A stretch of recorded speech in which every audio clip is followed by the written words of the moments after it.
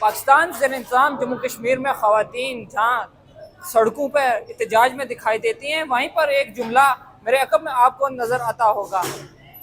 آزاد کشمیر میں خواتین پر کوئی توجہ نہیں دی جا رہی۔ آزاد حکومت جو ہے وہ اپنی تمام تر جو صلاحیتیں ہیں وہ مقبوضہ کشمیر کو آزاد کروانے ہیں، اور وہاں پہ خواتین کے حقوق کو لے کر برسر پیکار ہیں۔ میرے ساتھ موجود ہیں ذوالفقار علی۔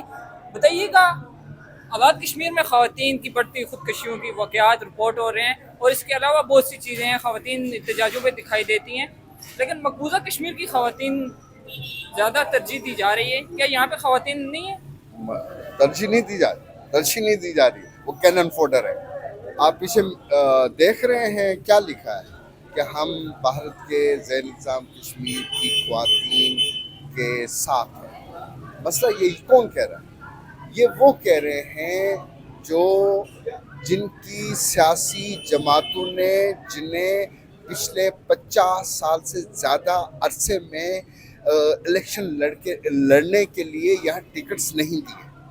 آزاد کشمیر کی اسمبلی میں 53 اراکین، ان 53 اراکین میں جو ریزرو سیٹس ہیں خواتین کے لیے 5 ہیں اور 48 مرد ہیں، اور یہاں اکا دکا کوئی خواتین ہوں گی جنہوں نے الیکشن لڑا ہوگا، جن کو ان کی سیاسی جماعتوں نے ٹکٹ دیا ہوگا، جو پچھلے 50 سال سے زائد عرصے سے اس پاپولیشن کا 50% ہونے کے باوجود خود کے لیے رائٹس نہیں لے سکے یہاں مردوں سے، تو وہ یہاں سے اس باہر کی خواتین کے ساتھ ہیں۔ نمبر ون نمبر ٹو، اب یہ خواتین جب یہاں پروٹیسٹ ہوتے ہیں، آپ نے دیکھا کہ خواتین جو ہیں اپنے دوپٹے نظر آتش کرتی ہیں اپنے رائٹس کے لیے، تو ان سیاسی جماعتوں کی خواتین ونگز کہاں ہوتی ہیں؟ ان کے ساتھ کھڑی نہیں ہوتی ہیں۔ تیسرا، یہاں 38 صرف پچھلے 2 سالوں میں 38 خواتین نے خودکشی کرنے کی کوشش کی، جس میں 18 خواتین نے خودکشی کی، اور ان میں ایسی خواتین بھی ہیں جنہوں نے اپنے بچوں سمیت خودکشی کی۔ ان سیاسی جماعتوں کی خواتین ونگ ان کے ساتھ کھڑی ہوئی؟ کبھی پوچھا کہ آپ کے کیا مسائل ہیں؟ اس کے بعد لائن آف کنٹرول پر 30 سال فائر ہوتا رہا۔ انڈیا وہاں اس طرف جو پاپولیشن ہے ان پر فائرنگ کرتا رہا۔ انڈیا نے مورٹر یوز کیا، انڈیا نے آرٹلری یوز کیا، انڈیا نے سنائپر رائفلز یوز کیے، انہوں نے کلسٹر بمز یوز کیے، انہوں نے راکٹس یوز کیے۔ اس طرف لائن آف کنٹرول کے اس طرف 12 لاکھ کی پاپولیشن، یعنی آزاد کشمیر کی نصف آبادی جو اس فائرنگ کی، اس شیلنگ کی زد میں رہی۔ وہاں خواتین مارے گئی، زخمی ہوئی، معذور ہوئی، ان کے بچے مارے گئے، ان کے شوہر مارے گئے، وہ یتیم ہوئے، وہ بیوائیں ہوئی، ان ماؤں کے بچے، وہ مائیں جن کے بچے مارے گئے۔ تو ان خواتین ونگز کبھی لائن آف کنٹرول پر گئی ان کے ساتھ کھڑی ہونے کے لیے؟ کبھی نہیں۔ انہوں نے کبھی بھی ان خواتین کے بارے میں مطلب ایک لفظ بھی نہیں کہا ہوگا۔ ان کو یہ بھی نہیں پتا ہے وہاں کون سی خواتین جو ہے سفر کرتی رہی، وہاں مس کیریجز ہوئے، سائیکولوجیکل امپیکٹ ہوا، ان کی ایجوکیشن متاثر ہوئی، ان کی اکانومی متاثر ہوئی، ان کا روزگار متاثر ہوا۔ کبھی یہ سیاسی جماعتوں کی خواتین ان کے ساتھ کھڑی ہوئی؟